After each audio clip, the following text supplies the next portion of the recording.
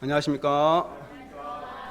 하나님께서 화창한 봄날씨만큼 또 누가복음 말씀을 통해서 은혜를 주셔서 감사합니다. 오늘도 귀한 은혜 주시기를 기도합니다. 요절 말씀 5장 10절 하반절 같이 읽고 시작하겠습니다. 시작. 예수께서 시몬에게 이르시되 무서워하지 말라. 이제후로는 내가 사람을 취하리라 하시니, 인간의 끝은 하나님의 시작이다 라는 말이 있습니다. 의미심장한 말이죠. 인간의 끝은 하나님의 시작이다. 오늘 말씀에서 예수님은 실패한 베드로를 찾아오시고 그의 실패를 만회시켜 주십니다. 그리고 그를 사람 낚는 어부로 불러주십니다. 실패했던 것처럼 보였던 그의 인생에 주님이 찾아오셨을 때 위대한 반전이 이루어졌습니다. 우리도 인생을 살다 보면 빈 그물이고 인생의 끝자락인 것처럼 보일 때가 있습니다. 그러나 주님이 찾아오시면 내 인생에도 반전이 이루어집니다. 뿐만 아니라 더 큰 비전을 향해 비상하게 하시고 믿음의 더 깊은 세계로 나아가게 하십니다. 이 시간 베드로를 찾아오신 주님께서 내 인생에도 찾아오셔서 위로해 주시고 큰 소망을 주시기를 기도합니다. 1절 보면 예수님은 이제 게네사렛 호숫가로 옮겨서 사람들을 도우셨습니다. 많은 무리들이 몰려와서 하나님의 말씀을 듣고자 했습니다. 예수님께서는 말씀을 전할 적당한 장소가 필요했습니다. 그런데 옆에 보니까 호숫가에 배 두 척이 있었는데 어부들이 밤새 고기잡이를 하고 나서 그물을 싣고 있었습니다. 예수님은 그 중에 한 배에 오르셨습니다. 그 배는 시몬의 배였습니다. 시몬은 전에 예수님과 이렇게 만난 적이 있었습니다. 지난주 말씀에서 장모 열병을 이렇게 예수님께서 치료해 주셨습니다. 그래서 예수님은 배를 좀 띄워주기를 요청했고 또 베드로는 바로 이렇게 뛰었습니다. 뱃머리를 이렇게 강단 삼아서 말씀을 전하시는 예수님이 아주 낭만적이고 이렇게 운치가 있어 보이십니다. 지금까지 예수님은 호숫가에 서서 말씀을 이렇게 가르치셨습니다. 조금 불편한 점이 있을지는 모르지만 말씀을 가르치는데 큰 문제가 없었습니다. 굳이 이렇게 시몬의 배에 올라서 말씀을 가르치실 필요가 없었습니다. 그런데도 예수님은 왜 밤새도록 이래서 피곤한 시몬의 배에 올라서 말씀을 가르쳤을까요? 시몬이 밤새 일했다는 것을 아신다면 빨리 집에 가서 쉬도록 하는 것이 그를 배려하는 일이 아닐까요? 예수님이 부담을 주시면서까지 시몬의 배에 오르신 이유는 그와 인격적인 관계를 맺기 위해서입니다. 또한 예수님 곁에서 말씀을 듣게 하셔서 먹고 사는 문제에만 매여 있는 시몬을 영적인 세계로 인도하고자 하심이었습니다. 만일 시몬이 예수님의 말씀을 듣지 않은 채 이제 뒤에 깊은 데로 가서 그물을 내리라고 명령하셨다면 어떻게 반응했을 것 같습니까? 이사야 목사님 어떻게 반응했을 것 같습니까? 힘들었을 것 같아요. 그죠? 99% 아이고 밤새 그물질을 했고 지금은 너무나 이렇게 피곤해서 할 수 없다고 아마 했을 것입니다. 그런데 예수님이 시몬의 배 위에서 말씀을 가르치셨기 때문에 어쩔 수 없이 예수님의 말씀을 끝까지 들을 수밖에 없었고, 또 예수님의 말씀은 베드로의 심령에 잠잠한 은혜와 감동을 주었을 것입니다. 점차 피곤한 몸이 가벼워지고 영적 소원과 믿음이 생겨났을 것입니다. 베드로가 왜 어떻게 그렇게 했는가 추적해 보니까 이렇게 본성사하기 힘든데 말씀을 듣고 신령이 회복이 되니까. 저는 이 말씀을 통해서 이렇게 바쁘고 피곤하면 이렇게 말씀 공부를 이렇게 연기하거나 미루기를 잘한 모습을 회개하게 되었습니다. 저는 그게 이제 배려해 주는 것이다 이렇게 생각을 했는데, 그래서 세지 목사님과 이렇게 시간이 안 맞고 서로 바쁘면 이제 미룰 때가 있었는데, 이번 주 지난주는 이제 바쁘더라도 저녁에라도 이렇게 늦게라도 이렇게 말씀 공부를 하고 어제는 엊그저께는 2시간 12시 넘어서까지 이렇게 말씀 공부를 같이 했습니다. 그런데 말씀 공부를 하니까 정말 이렇게 힘과 이렇게 서로 소원이 생기고, 그래서 피곤하더라도 말씀을 공부하는 것이 서로 돕는 것임을 깨닫게 되었습니다. 오히려 더 피곤하면 말씀 공부를 더 해야겠다, 한가해지면 하자 했는데 한가해지지 않는 거예요. 안 그랬습니까? 여유 있을 때 하자. 여유가 있어집니까? 안 되죠. 오히려 힘들고 바쁠 때 말씀을 해야 은혜가 되고 거기서 오히려 더 하나님을 체험하고 믿음을 체험할 수 있는 것 같습니다. 예. 그러려면 예수님처럼, 근데 그게 잘 안 되잖아요. 예수님처럼 베드로 어디 못 가고 딱 옆에서 말씀을 들을 수 있도록 지혜가 필요한 것 같습니다. 지혜가. 양과 이렇게 도망 안 가고 말씀을 들을 수 있도록 하나님께서 이런 지혜를 저희들에게 허락해 주시기를 기도합니다. 그런데 말씀을 전하신 후에 그렇게 말씀을 전하신 후에 예수님은 베드로에게 말씀하셨습니다. 4절을 다 함께 읽어보겠습니다. 시작. 말씀을 마치시고 시몬에게 이르시되 깊은 데로 가서 그물을 내려 고기를 잡으라. 시몬과 어부들은 이미 그날 고기잡이를 다 끝낸 상태입니다. 밤새도록 그물질을 하고 집에 돌아가기 위해 그물을 싣고 있었습니다. 고기잡이는 결코 쉬운 일이 아닙니다. 저희도 이제 큰 불을 끄고 오면 이렇게 호수를 다 씻고 개에서 정리하고 그다음에 저희도 땀이 젖어 있으니까 이렇게 샤워하고 그러거든요. 근데 샤워하고 났는데 바로 출동이 딱 걸리면 정말 가기 싫습니다. 좀 쉬었다 가야지. 예? 정말 가기 싫어서 이렇게 막 하는데, 근데 이제 고기잡이는 더 그물이 엄청 이렇게 길고 또 무겁고 하기 때문에 더 힘듭니다. 그것도 밤새도록 그물질을 했다면 굉장히 몸이 피곤한 상태입니다. 그물까지 다 씻어버렸습니다. 그들은 몸도 마음도 지친 상태라서 다른 아무것도 생각나지 않았습니다. 오로지 그냥 집에 빨리 가서 쉬고 싶었을 것입니다. 그런데 예수님께서 말씀하십니다. 깊은 데로 가서 그물을 내려 고기를 잡으라. 깊은 데로 가라. 예, 그냥 옆에서 잡으라고 좋은데 또 깊은 데로 가라고 하십니다. 다시 한번 거기서 또 그물을 내려보라고 하십니다. 예, 이 방향은 굉장히 부담이 됩니다. 아니, 신방 오실 거면 고기잡이 시작하실 때 오시든지, 예? 왜 하필 지금 다 끝났는데, 예? 그리고 또 깊은 데는 고기도 없는데 이렇게 생각할 수도 있습니다. 그러나 베드로의 반응이 어떠합니까? 5절을 다 같이 읽어보겠습니다. 시작. 시몬이 대답하여 이르되 선생님, 우리들이 밤이 새도록 수고하였으되 잡은 것이 없지만은 말씀에 의지하여 내가 그물을 내리리다 하고, 시몬은 말했습니다. 우리들이 밤이 새도록 수고하였으되 잡은 것이 하나도 없었습니다. 이렇게 말하는 시몬의 목소리는 힘도 없고 의욕도 없었습니다. 우리는 이렇게 말하는 시몬의 말을 충분히 이해할 수 있습니다. 인생의 바다에서 뭔가 월척을 낚아보고자 열심히 노력하지만 빈 그물일 때 낙심이 됩니다. 열심히 공부했는데 학점이 안 나오고, 또 직장에서 충성을 다했는데 인정을 못 받을 때 절망이 됩니다. 취직하고자 수없이 이력서를 냈건만 오라운 곳이 없을 때 힘이 빠집니다. 밤이 새도록 수고했을 때 잡은 것이 없습니다. 옆 사람이 보기에도 이렇게 안타까운 마음이 듭니다. 우리 목사님들도 열심히 전도를 하고 여러 양들을 만나 밥도 사줬는데 제 갈 길로 가버릴 때 마음이 지칩니다. 그래서 어느 순간부터는 그물을 씻어 장롱에 놓고 문을 닫아버립니다. 어떤 분은 아예 이렇게 열쇠로 잠가버리신 분도 있습니다. 전도는 내 전공이 아니야. 요즘 학생양들은 너무 힘들어. 나도 이제 나이 먹을 만큼 먹었어 하고 포기해 버립니다.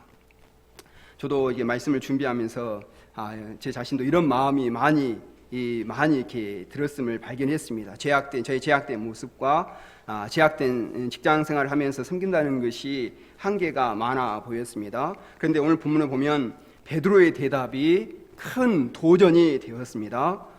밤이 되도록 수고하였으되 잡은 것이 없지만은 말씀에 의지하여 내가 그물을 내리리다. 밤새도록 수고했어도 아무것도 잡지 못했지만 그러나 말씀에 의지해서 다시 한번 그물을 내려보겠다는 것입니다. 참으로 놀라운 자기 부인이요 겸손입니다. 또 위대한 순종이요 결단입니다. 많은 사람들이 자기 나름대로 고정관념과 자부심이 있습니다. 자기가 오래 일해온 자기 분야에 대해서는 다른 나름 일가견이 있습니다. 그래서 다른 것은 몰라도 고기잡이만큼은 내가 전문가야. 그래서 예수님이 이렇게 코멘트를 해줄 때 이렇게 기분이 상합니다. 그래서 예수님은 말씀이나 잘 전하시지 이 분야는 나한테 맡기라고 이렇게 생각하기도 합니다. 또 내가 안 해본 것이 아니고 분명히 해봤다. 그래도 안 된다. 몇 년째 빈 그물이다. 더 이상 고생하고 싶지 않다. 상처받고 싶지 않다. 이렇게 생각합니다. 그러나 과연 이런 생각들이 옳은 것입니까? 과연 갈릴리 바다에는 고기가 없는 것입니까? 이제 더 이상 소망스러운 양들은 없는 것입니까? 아닙니다. 그렇지 않습니다. 사실 우리가 알면, 내가 알면 얼마나 알겠습니까? 고기가 어디에 있는지, 문제 해결의 열쇠가 어디에 있는지 내가 어찌 다 알 수 있겠습니까? 문제 해결의 열쇠는 주님이 쥐고 계십니다. 나는 모르지만 주님은 아십니다. 그래서 주님은 나를 그곳으로 인도하기를 원하십니다. 그래서 우리를 찾아오셔서 말씀하십니다. 깊은 데로 가서 그물을 내려 고기를 잡으라. 깊은 데로 가라. 우리가 아직 경험해 보지 못한 깊은 세계가 많이 있습니다. 말씀의 깊은 세계가 있고, 기도의 깊은 세계가 있고, 제자 양성의 깊은 세계가, 더 깊은 세계가 반드시 있습니다. 저도 이제 보니까 벌써 30년 됐더라고요. 30년 UBF에서 말씀 공부를 해왔지만 아직 알지 못하는 말씀의 깊은 세계가 무궁무진합니다. 마른 사람을 돈 것은 아니지만 다양한 사람의 마음을 알 수가 없습니다. 10길 물속은 알아도 한 길 사람 속은 모릅니다. 신세대는 더 어렵습니다. 하물며 이런 하나님의 세계를 우리가 다 어찌 알 수 있겠습니까? 그래서 사도 바울은 로마서에서 깊도다 하나님의 지혜와 지식에 풍성하며 그의 판단은 헤아리지 못할 것이며 그의 길은 찾지 못할 것이다 라고 말하였습니다. 욥기를 읽어보면 욥이 당한 불행의 원인에 대해서 친구들이 찾아와서 한마디씩을 합니다. 욥도 이렇게 질세라 항변을 합니다. 그래서 4장에서 37장까지 이렇게 계속해서 논쟁을 하는데 다들 말을 너무 잘해가지고 이렇게 누구 말에서 은혜를 받아야 할지 헷갈립니다. 그러죠? 그런데 마지막에 하나님께서 나타나셔서 말씀하십니다. 그 말씀은 결론은 피조물인 주제에 너희가 뭘 아느냐 하는 것입니다. 좀 우리가 좀 기분 나쁠 수 있지만 피조물인 주제에 너희가 뭘 아느냐 하는 것입니다. 내가 바다의 샘에 들어갔었느냐, 깊은 물 밑으로 걸어 다녀 보았느냐, 땅의 너비를 네가 측량할 수 있느냐, 내가 그 모든 것들을 다 알거든 말해봐라. 내가 하늘의 계도를 아느냐, 하늘로 하여금 그 법칙을 땅에 베풀게 하겠느냐. 하늘의 계도와 천지 만물의 법칙을 우리가 어찌 다 알 수 있겠습니까? 혹시 아시는 분 계신가요? 게다가 수학에는 공식이 있지만 인생에는 공식이 없습니다.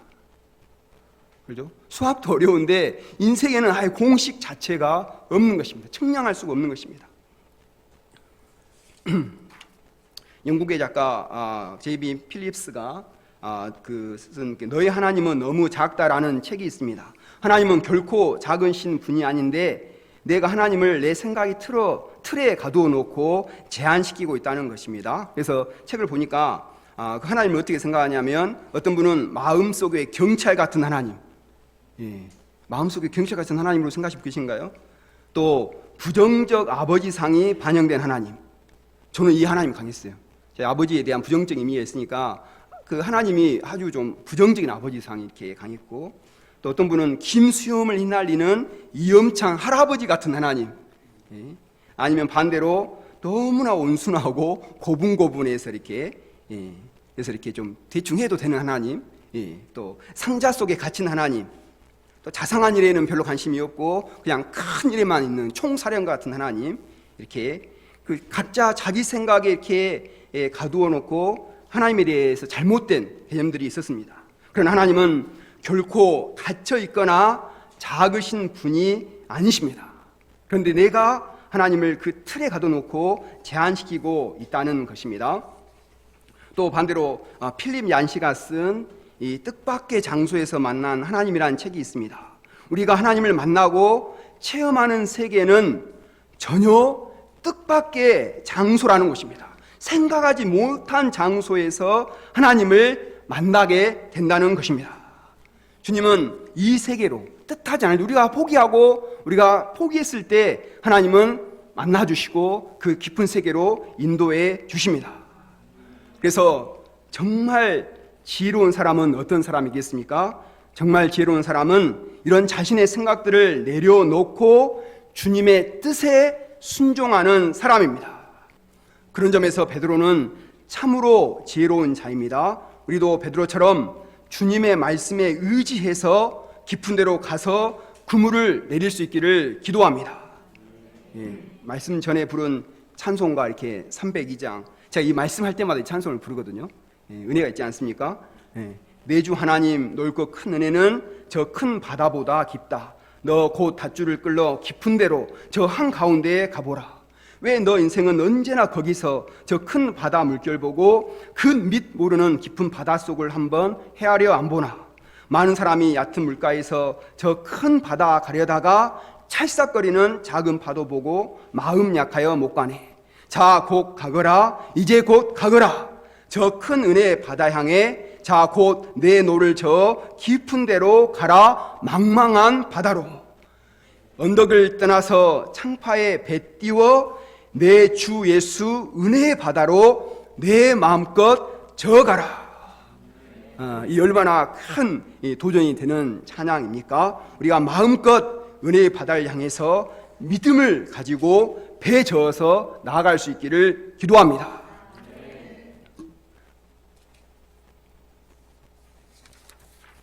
베드로가 순종한 결과 어떤 일이 일어났습니까? 6, 7절 같이 한번 읽어보겠습니다.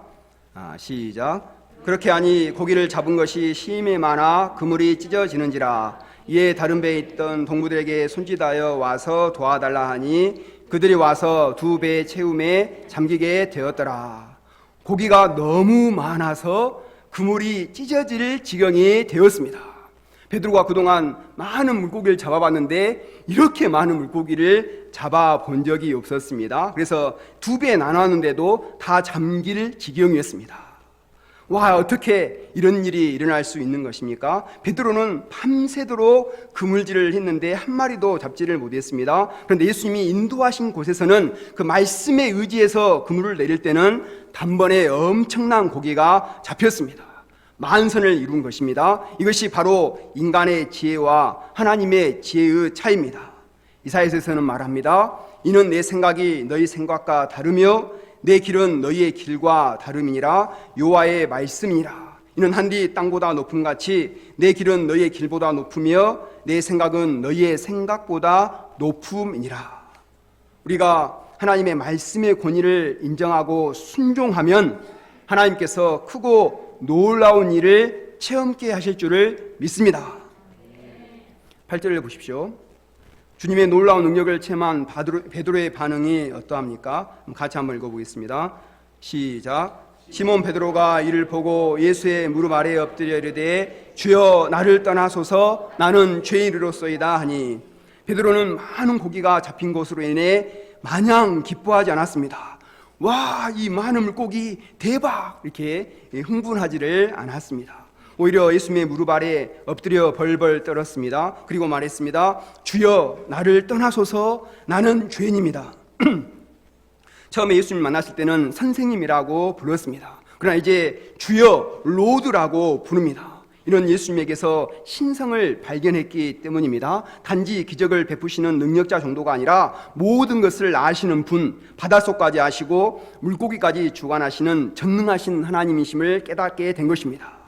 이 거룩하신 주님 앞에 자신이 얼마나 하찮은 존재인가, 작은 상식으로 자기를 자랑하고 자존심을 내세운 죄인임을 발견했습니다. 자신의 죄인됨을 발견했을 때 베드로는 심히 두렵고 떨렸습니다. 그래서 납작 엎드린 것입니다. 욥도 하나님의 메시지를 듣고 나서 죄인된 자신을 발견합니다. 보소서 나는 비천하오니 무엇이라 주께 대답하리이까 손으로 내 입을 가릴 뿐이로소이다. 그러므로 내가 스스로 거두어드리고 티끌과 제 가운데에서 회개하나이다. 우리도 하나님의 위대하심을 발견할 때 회개해야 합니다. 주여 나는 죄인으로소이다. 내가 얼마나 비천한 자인지 이제야 알겠습니다. 우리는 거룩하신 주님 앞에 단지 티끌과 같은 재와 같은 존재라는 사실을 인정하고 회개해야 합니다. 이처럼 우리의 자존심과 교만이 깨어졌을 때 주님께서 우리를 불러주십니다. 예수님은 베드로를 어떻게 불러주십니까? 10절 하반절 같이 한번 읽어보겠습니다. 시작. 예수께서 시몬에게 이르시되 무서워하지 말라. 이제후로는 내가 사람을 취하리라 하시니. 무서워하지 말라. 이 말씀은 베드로의 죄를 사해 주시는 용서의 음성입니다. 베드로는 베드로의 교만과 자기 의와 고집과 자기 생각의 죄를 용서해 주셨습니다. 그리고 예수님은 베드로에게 놀라운 약속의 말씀을 해 주셨습니다. 이제후로는 내가 사람을 취하리라. 베드로는 그동안 고기를 취하는 인생을 살아왔습니다. 그의 관심은 온통 고기였습니다. 어떻게 하면 고기를 많이 잡을까? 어디 가면 고기가 많이 있는가? 고기들이 무슨 밑밥을 좋아하는가? 고기들은 주로 몇 시에 많이 잡히는가? 고기 그런 것만 이렇게 연구를 했습니다. 어떤 분은 이제 고기 먹을 생각만 이렇게 하시는데 베드로는 고기 연구만 했습니다. 그래서 할 수 있는 대로 많은 고기를 취해서 시장에 내다 팔고, 그래서 더 큰 배를 사고 또 그물도 새로 바꾸고 전셋집에서 아파트로 옮기고 아내에게 명품 핸드백도 사주고 싶었을 것입니다. 그것이 행복이라고 생각했습니다. 그런데 사람을 취하는 인생은 그것과는 차원이 다른 인생입니다. 사람을 취하는 것은 사람을 구원해 내는 것입니다. 죄의 바다에서 허우적거리는 인생들을 건져내어 살리는 것입니다. 세상에서 가장 값진 일은 사람을 구원하고 살려내는 것입니다. 사람을 키우고 세우는 것이야말로 가장 귀하고 값진 일입니다. 왜냐하면 하나님의 관심이 사람에게 있기 때문입니다. 성경을 보면 하나님은 끊임없이 사람을 구원하기 위해서 찾아오셨습니다. 창세기 3장에서 아담이 범죄한 직후부터 이 하나님의 노력은 시작되었습니다. 아담아, 내가 어디 있느냐? 범죄하고 나무 뒤에 숨어있는 아담을 안타깝게 부르셨습니다. 사람들은 틈만 나면 죄를 범하고 하나님께 대적하고 사단의 종으로 전락했습니다. 하나님은 이런 인생들을 향해서 끊임없이 구원의 손길을 내어 미셨습니다. 마침내는 아들을 십자가에 달려 죽게 하기까지 이 역사를 이루셨습니다. 그리고 이 구원 역사에 동참할 일꾼을 찾고 계십니다. 하나님은 모세를 보내시면서도 이렇게 말씀하셨습니다. 이제 가라. 이스라엘 자손의 부르짐이 내게 달하고 애굽 사람이 그들을 괴롭히는 학대도 내가 보았으니 이제 내가 너를 바로에게 보내어 너를 내 백성 이스라엘 자손을 애굽에서 인도하여 내게 하리라. 또 하나님은 이사야 선지자에게도 안타깝게 말씀하셨습니다. 내가 누구를 보내며 누가 우리를 위하여 갈고. 사람을 취하고 살려내는 일은 가장 시급하고도 중요한 일입니다. 이번에 세계 대표로 세움받은 라노드 목자님의 인생 소감이 너무 은혜가 있었습니다. 저는 이제 이방 양이 UBF 한국 대표가 된다고 해서 정말 이렇게 참 이렇게 좀 놀람 가운데 이렇게 가서 이렇게 참석을 했는데요. 그런 이제 대학 시절 목표 없이 제 가운데 방황할 때 유학생 선교사로 오시는 김아브라함 선교사님을 통해서 그를 제 바다에서 예수님은 구원하여 주셨습니다. 또 고 이사무엘 선교사님의 사랑과 훈련을 통해서 미국과 전 세계 UBF 동역자들을 품고 이제 섬기는 큰 목자가 되었습니다. 이번에 이제 한국에 와서 스텝 목자님들과 이렇게 미팅을 했는데 겸손하게, 얼마나 겸손하게 한국 목자님들을 배우고자 했는지 목자님들이 큰 이렇게 감동을 받았다고 했습니다. 그가 양 시절에는 밥 먹을 때 2시간 동안 다른 사람은 전혀 쳐다보지도 않고 2시간 동안 다른 사람 쳐다보지도 않고 한마디 말도 않고 3.8리터의 우유를 혼자 이렇게 다 마셨다고 합니다. 그만큼 소심하고 이기적이고 그런 사람이 있는데, 그런데 지금은 모든 사람의 말에 겸손히 귀를 기울이며 섬세하게 도와주는 이런 사랑의 목자가 되었다고 합니다. 그 한 사람의 변화를 통해서 미국의 수많은 젊은이들이 주님께로 나아오고 있다고 합니다. 한 사람을 구원하는 것이 이렇게 중요합니다. 한 사람을 죄의 바다에서 건져 올리는 것은 한 캠퍼스와 한 도시, 나아가서는 한 나라를 건져 올리는 것입니다. 오늘날 이 세상은 서로 많은 고기만 잡으려고, 그것도 빨리 자신의 배에 뭔가를 가득 채우기 위해서 치열하게 경쟁합니다. 고기와 돈, 실적에만 관심이 있지 사람에게는 관심이 없습니다. 다른 사람이야 미끄러져 죽던, 물에 빠져 죽던, 낙오되어서 죽던 신경 쓰지를 않습니다. 오직 내 배만 가득 채우면 된다고 생각합니다. 이런 세상 속에서 수많은 사람들이 죄의 바다에 빠져 죽어가고 있습니다. 미국의 사망 원인 1위가 마약 중독이라고 합니다. 사람이 돈이 없어서 불행한 것이 아니라 죄 문제로 죽어가고 있는 것입니다. 이런 세상 가운데서 주님은 우리를 먼저 찾아오셨습니다. 우리를 말씀으로 구원해 주셨습니다. 뿐만 아니라 이제는 우리를 사람을 취하는 업으로 불러주십니다. 그리고 이를 위해서 우리를 키우고 계십니다. 우리가 평생 살아가면서 나 한 사람도 감당하지 못하고 죽을 수밖에 없는 자였는데, 많은 사람의 영혼을 구원하고 살리는 목자 인생을 산다는 것이 얼마나 큰 축복입니까? 저는 정말 참 큰 축복으로 이렇게 다가왔습니다. 다니엘서 12장에 보면 지혜 있는 자는 궁창의 빛과 같이 빛날 것이요 많은 사람을 옳은 대로 돌아오게 한 자는 별과 같이 영원토록 빛나리라고 했습니다. 사도 바울은 데살로니가 전서에서 우리의 소망이나 기쁨이나 자랑의 면류관이 무엇이냐? 그가 강림하실 때 우리 주 예수 앞에 너희가 아니냐? 너희는 우리의 영광이요 기쁨이니라. 우리 칠부 형제 자매님들이 우리 목자님들의 영광이요 기쁨이 될 줄로 믿습니다.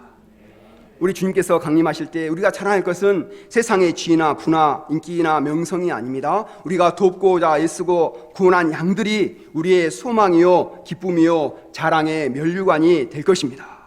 한 사람을 도와서 구원에 이르도록 하는 것은 결코 쉽지는 않습니다. 많은 수고와 헌신과 눈물이 요구됩니다. 해산의 수고가 수반됩니다. 그러나 이를 통해서 하나님 나라가 건설되고 새 역사가 창조되기 때문에 이보다 더 소중한 일은 없습니다. 그래서 한 양을 돕기 위해서 이렇게 줄기차게 나가서 전도하고 우리 양들을 돕는 우리 목자님들을 볼 때, 아직 코로나도 아직 안 끝났는데 돕는 걸 볼 때 마음에서부터 이렇게 존경심이 들었습니다. 사람을 지혜 바다에서 구원하는 것은 사단과의 치열한 전투이기 때문에 결코 만만치 않습니다. 그러나 아무리 어려워도 그들이 내 자녀요 나의 가장 친한 친구라면 포기하겠습니까? 결코 포기할 수 없습니다. 어찌하든지 그들을 사단의 포로에서 구원하고자 할 것입니다. 우리가 이런 목자의 심령을 회복하고 절박함 가운데서 고맙기 전도와 일대일 역사를 힘써 감당할 수 있기를 기도합니다. 또 한 가지 중요한 사실은 내가 양을 살리고자 애쓸 때 바로 내가 산다는 사실입니다. 내가 양을 돕는 것은 단지 희생만 하는 것이 아닙니다. 그 과정 속에서 내가 깨어있게 되고 내가 살아나게 되는 것입니다. 오히려 더 많은 은혜를 체험하게 되는 것입니다. 무엇보다 예수님을 깊이 체험할 수 있습니다. 우리가 예수님을 가장 많이 깊이 체험할 수 있는 길은 양들을 섬기는 길입니다. 11절을 보십시오. 그들이 배들을 육지에 대고 모든 것을 버려두고 예수를 따르니라. 예수님께서 사람 남는 업으로 부르셨을 때 시몬과 그의 동업자 야고보와 요한은 모든 것을 버려두고 예수님을 따랐습니다. 그들의 결단은 참으로 위대했습니다. 그들이 예수님께 모든 가치를 두고 결단했을 때 주님은 그들의 인생을 크게 축복했습니다. 사도행전을 보면 그들의 전도를 통해서 3,000명, 5,000명이 회개하고 세례를 받습니다. 베드로는 로마의 백부장 고넬료의 집을 신방해서 그가 복음을 영접하도록 돕습니다. 요바로 가서 병들어 죽은 다비다를 살려내기도 합니다. 우리가 사람 남는 업으로 살고자 결단할 때 하나님께서는 그 결단을 기초로 놀라운 구원의 역사를 이루어 주십니다. 이 말씀, 오늘 요절 말씀이 제가 목자 선서 때 이렇게 잡은 요절 말씀입니다.